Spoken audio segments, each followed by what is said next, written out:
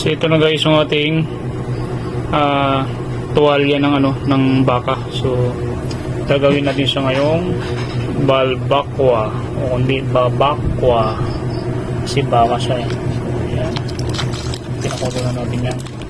Pinalambot na nga pala natin yung na yan, yung tuwalya ng baka. Yan. Lagyan natin siya ng tanglad guys.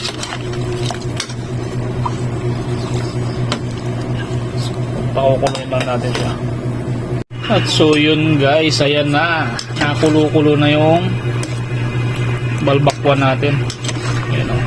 So, swabe to guys. Anong masarap dito, pulutan o ulam?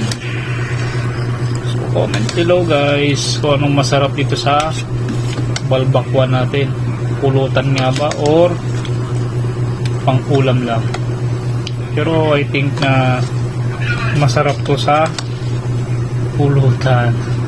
Yan o, sabaw pa lang nito guys, pantanggal na lang ng hilo-hilo. And guys, thank you so much sa mga nag-suggest. So ito nga, balbakwa din lang na so next time na yung kare-kare natin, balbakwa muna at kilawin guys. So yan, thank you so much and God bless po.